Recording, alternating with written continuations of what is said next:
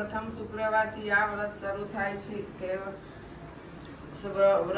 થાય છે જો પ્રથમ શુક્રવારે ન થઈ શકે તો બીજા શુક્રવારે શરૂ કરી શકાય છે। પ્રાતકાળે ઉઠીને સ્નાન વિધિથી પરવારી માની તસવીર સામે 5 દિવેટનો ઘીનો દીવો કરવો, અબીલ ગુલાલ અને પુષ્પની પૂજા કરવી, સ્તુતિ પ્રાર્થના કરીને કથા સાંભળવી। આ વ્રત કરનાર સ્ત્રીઓ પીળા વસ્ત્રો, પીળા અલંકારો કે પીળા રંગની વસ્તુઓનો ત્યાગ કરવો અને લાલ વસ્ત્રો પહેરવા, પીળા મંડપ નીચે સૂવું નહીં અને ચોખાનું પાડી ઓળંગવું નહીં। કથા પૂરી થયા પછી 5 દિવેટના દીવાથી આરતી ઉતારવી, ખાંડના શીરાનો કે સાકરનો પ્રસાદ વહેંચવો અને પોતાના સંતાનની રક્ષા માટે માતાજીની પ્રાર્થના કરવી। વ્રતના દિવસે એકટાણું કરવું, જૂઠું ન બોલવું, કોઈની નિંદા ન કરવી, આખો દિવસ માના જાપ જપવા। જીવંતિકાનું વ્રત કરનારના સંતાન પર માની અમી દ્રષ્ટિ રહે છે અને તેનો દીર્ઘાયુષી થાય છે। પ્રાચીન કાળમાં સુશીલપ્રદા નગરીમાં સુશીલા કુમાર નામે એક રાજા કરતો હતો। તેની રાણીનું નામ સુલક્ષણા હતું। રાજા રાણી ઘણા દાની અને ધર્મિષ્ઠ હતા, પણ શેર માટીની ખોટ હોવાના લીધે એમને મન સંસારના બધા સુખ ઝેર જેવા થઈ ગયા હતા। એક દિવસ રાણી સુલક્ષણા મહેલના ઝરોખામાં બેઠી બેઠી બહાર ચોગાનમાં રમતા બાળકોની એકી ટકરે નિહાળી રહી હતી। એટલામાં એની પ્રિય દાસી તેઓ આવી। આ દાસી સુવાયણીનું કામ કરતી હતી। ગામમાં કોઈને સુવાવડ આવે તો તે દાસીને જ બોલાવતા। દાસી ઘણી સમજુ હતી, એ રાણીના મનોભાવ તરત સમજી ગઈ। એ બોલી, રાણીજી, ખોટું ન લગાડો તો તમને એક વાત કહેવા માંગુ છું, જેથી તમારું વાજિયા મેણું હંમેશને માટે દૂર થઈ જશે। જલ્દી બતાવ મને।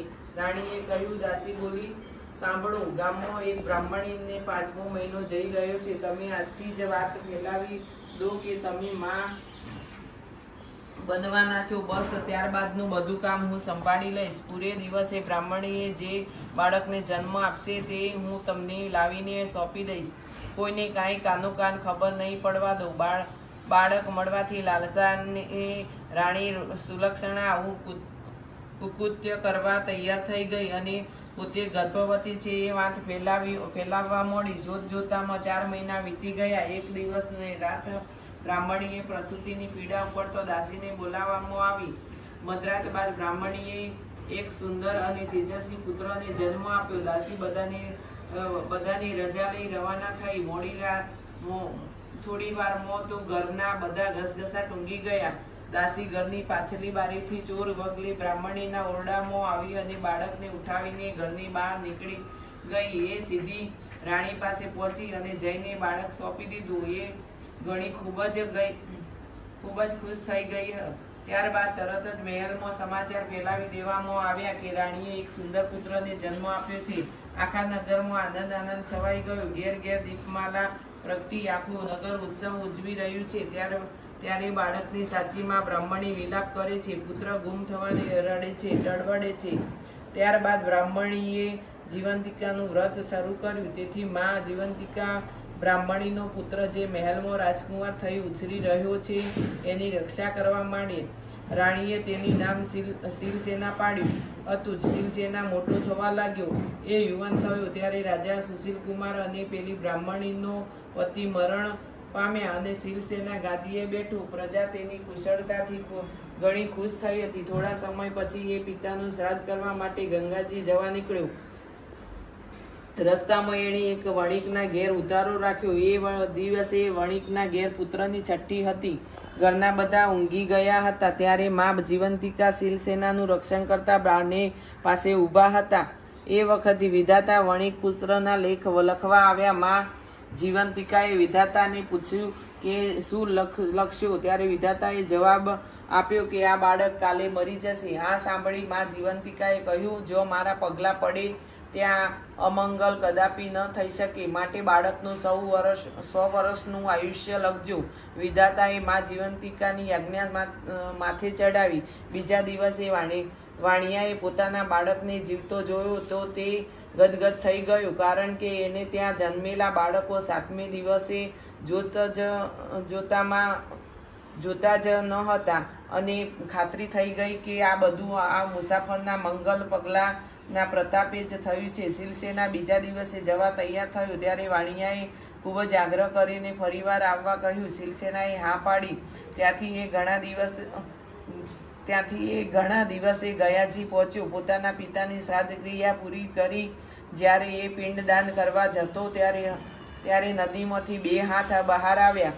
આ જોઈ શિલસેના અચરજનો પાર ન રહ્યો. એણે પીડ એક હાથમાં મૂકી દીધો. આમ શ્રાદ્ધ ક્રિયા પતાવી શિલસેના પોતાને ગામ આવવા ચાલી નીકળ્યો. ફરતો ફરતો શિલસેના બહાર 1 વર્ષે પેલા વાણિયાને ઘેર આવ્યો અને રાતવાસો રહ્યો. એ દિવસે વાણિયાને ત્યાં ફરી બાળકનો જન્મ થયે 6 દિવસ હતા. રાત પડતો જ વિધાતા છઠ્ઠીના લેખ લખવા આવ્યા તો જીવંતિકાએ તેને રોકીને 100 વર્ષનું આયુષ્ય લખવા કહ્યું. વિધાતાએ આજ્ઞા માન્યા રાખી લેખ લખીને પાછા ફરતી વખતે જીવંતિકા માને પૂછ્યું, માં તમે આ રાજકુમારનું રક્ષણ શા માટે કરો છો? આ ક્ષણે જ શિલસેનાની આંખ ખુલી ગઈ અને એ આ સંવાદ સાંભળવા લાગ્યો. માં જીવંતિકાએ કહ્યું, આ બાળકની માતા મારું વ્રત કરે છે, આથી હું એનું રક્ષણ કરું છું. આ સાંભળી શિલસેનાએ વિચારમાં પડી ગયો. એની માતા કોઈ વ્રત કરતી હોય એવું એને યાદ ન હતું. છતાં એ માતાને પૂછી ખાતરી કરવા નક્કી કર્યું. ઘણા જ દિવસે એ પોતાના રાજ્યમાં પહોંચ્યો. મહેલે જઈને માને પૂછ્યું, માં તું કયું વ્રત કરે છે? બેટા, હું તો કોઈ વ્રત કરતી નથી, રાણી સુલક્ષણા બોલી. આથી શિલસેનાને શંકા પડી કે આ મારી સગી માં નથી. પોતાની માને શોધી કાઢવા માટે એણે શ્રાવણ માસમાં પ્રથમ શુક્રવારે આખી નગરીને જમાડવાનું આમંત્રણ આપ્યું. સાથે સખ્ત સૂચના આપી કે દરેકે પીળા વસ્ત્ર પહેરવા. બધા જ જમવા આવ્યા ત્યારે શિલસેનાની આજ્ઞા કરી કે નગરમાં તપાસ કરો કે કોઈ રહી ગયું છે. થોડી વારે અનુચરોએ આવીને કહ્યું કે એક બ્રાહ્મણી પીળા વસ્ત્ર પહેરીને આવવાની ના પાડે છે. આજે એને પીળા વસ્ત્ર નહીં પહેરવાનું વ્રત છે. આ સાંભળી રાજકુમાર ગદગદ થઈ ગયો. એણે તરત જ બ્રાહ્મણી માટે લાલ રંગના વસ્ત્રો મોકલાવ્યા. એ પહેરીને બ્રાહ્મણી આવી. શિલસેનાના સામે આવતા જ એના ધાવણમાંથી દૂધની ધાર છૂટી અને શિલસેનાના મોંમાં પડી. આ જોતા જ નગરજનો આશ્ચર્યમાં પડી ગયા અને એકી અવાજે બોલી ઉઠ્યા, આ જ રાજકુમાર શિલસેનાની માતા છે. ત્યારબાદ શિલસેનાએ રાણી સુલક્ષણાને બધી વાત પૂછી. રાણીએ રડતા રડતા બધી વાત જણાવી દીધી. શિલસેના પોતાની સગી જનેતાને ભેટી પડ્યો અને એના પોતાની સાથે મહેલમાં રાખી. એ દિવસથી આખા ગામની સ્ત્રીઓએ પોતાના વાલસોયા બાળકોની રક્ષા માટે માં જીવંતિકાનું વ્રત કરવાનું શરૂ કરી દીધું. શિલસેના વર્ષો સુધી સુખપૂર્વક રાજ કર્યું. માં જીવંતિકા વ્રત જેવું બ્રાહ્મણીને ફળ્યું તેવું વ્રત કરનાર સર્વેને ફળજો. જય જીવંતિકા.